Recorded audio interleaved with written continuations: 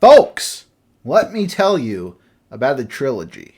A trilogy of unimaginable horror, of final girls and slashers, of serial killers and bears, multiple other spooky things as well. This is the Indian Lake trilogy by Stephen Graham Jones. It began in 2021 with My Heart is a Chainsaw, continued last year with Don't Fear the Reaper, and just a few weeks ago concluded with The Angel of Indian Lake. Now, I have spoken about these books before, notably last year when I did a full review for Don't Fear the Reaper. But to sum it up, I really love this series. I do think it is a marvelous achievement of literary horror, an absolute love letter to the genre that is very meta, very self-aware, but still a great story in its own right. It is of course the story of Jade Daniels, a horror-obsessed young woman. The series starts with her in high school, dead bodies start popping up around her town, and thanks to her obsession with horror, she is convinced that the town is right in the middle of a slasher film. The sequel picks up years later, where an actual serial killer is set loose upon the town during a blizzard where no one can really run from him. And the third installment once again picks up many years later. Jade is now an adult and is actually a history teacher at the local high school. If you have read the first two books and are very confused by that development, yeah.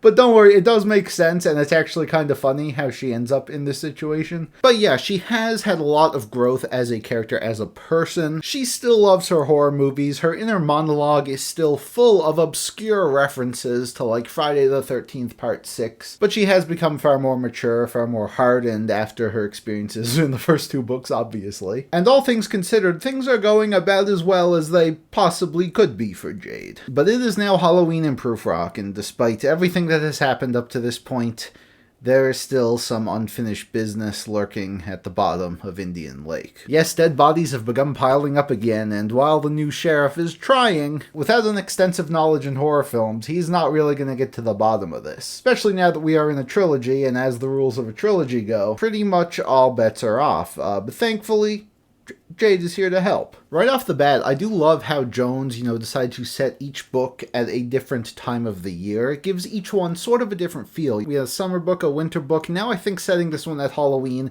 is the perfect send-off for the series. Not only because Halloween is scary, but of course Halloween the film is, one of Jade's favorites. Pretty much the birth of the modern slasher genre. Now when I first read My Heart is a Chainsaw, I was actually initially confused as to why it was set in 2015 as opposed to, 2021, the year it came out, which is what's normally the case with books. But now seeing the full trilogy and how there is like a large time jump in each one to the point where we are now set 8 years after My Heart is a Chainsaw, I think it was a really effective way to show Jade's growth throughout the full trilogy. Now, I don't like talking too much about the plots of these books because, if you have read even the first one, you know that like there is a bit of a mystery going on. You don't know who's killing all of these people, and it's usually a mix of stuff you expected and stuff you absolutely did not. And yeah, this is very much the same series. So much has been revealed about this world and, what is possible and what can happen. So your mind is more open here than it ever has been. Yeah, Jones still has many wild cards to play, and I was absolutely shocked at some of the developments in this book. But pretty much the entire time, I had a big smile on my face. Because as a horror fan, this book was an absolute joy. It is bigger than all of the others in every sense of the word. It is the bloodiest by far, and I almost could not keep up with all of the twists it was throwing my way. Of course, another famous rule of a third installment is that the past comes back to bite you. And my goodness, does the past have teeth in this one. As stuff that has been building up since the first installment all starts to come to a head as we see Jade facing her past in a very literal sense. And the book actually really impressed me with, how well it sort of cohesively tied everything, like every single story thread about the series together in the end. Like there was stuff that I didn't even think needed to be expanded upon and concluded, but it was clear Jones had a vision from the beginning of where he wanted this series to go, and I think he executed it really well. Like the others, it's full of classic horror tropes with the added benefit of Jade being extremely self-aware about all things horror, so she brings this much-needed intelligence to the mix. And while some people may find her,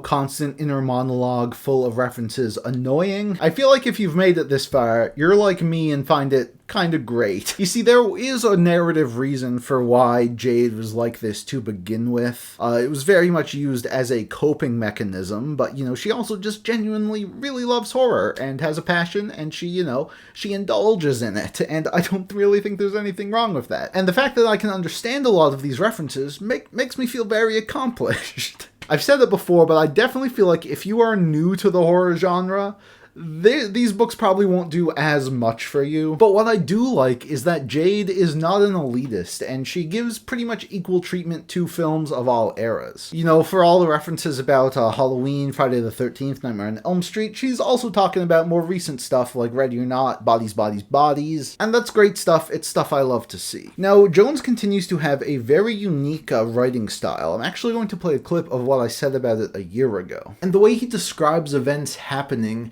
can sometimes be a little weird. Like, he'll use certain metaphors, sometimes he'll just drop like these big events in the middle of a paragraph where you don't really expect them to be. It's kind of hard to describe, but I know from talking to other people who have read his books, they kind of get the same feeling. So this is all the same. Like, if you don't like his writing style, this is not going to convert you, but there is something interesting I think I picked up on here. You know how he often drops, you know, big details very casually and it catches you off guard. I feel like this is his way of jump scaring you. Because there are multiple times when I was reading this book where, you know, it's like, oh, the character's walking down the street talking about the weather, oh, there's a dead body, oh, the head is missing, and you're like so casually going through it that like you have to do a double take, and oftentimes like the gravity of the situation doesn't strike right away, but when it does, it's very shocking. Like, I'll be reading it and I'm like, okay, what? There really isn't any other author that makes me do that. And I think it is very effective for the horror genre, and I've just grown to appreciate his style even more. Again, it's very unique. I know a lot of people have trouble first getting into it. I definitely did, but I'm glad I stuck with it because I do love the way that this is written. Now, as I have implied, this book is definitely bonkers. It is throwing a lot of stuff at you. And it comes together in probably the most insane climax I've ever read in a horror novel. It's like if all of the endings of the Scream films were simultaneously happening, like during the big battle scene at the end of Army of Darkness. It's absolutely insane, like, how much stuff Jones brings into this mix, and impressive how well it was all built up to get to this point.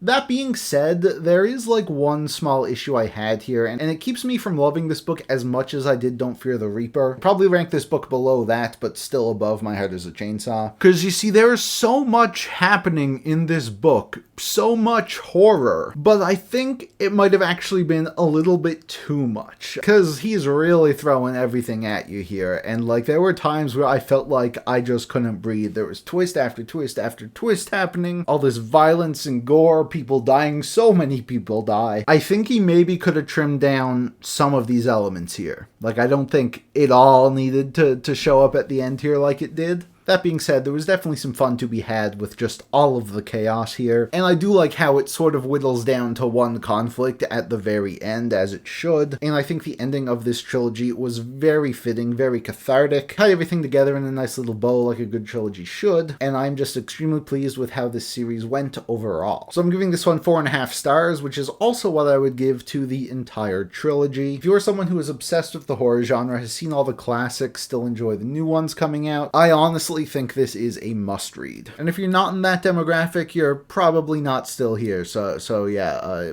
beat it, loser. Jones has a new book coming out in July, which I'm very excited for. It might be the start of a new series, we will see. But yeah, he just remains to be one of my favorite horror authors, and I'm so excited to see what he does next. And with that, thank you all so much for watching. You can leave your thoughts on all things horror in the comments down below, and I will see you next time for a double review feature, which might not be what you're expecting, unless you follow me on Goodreads and can see exactly what I'm reading at all times. Yeah.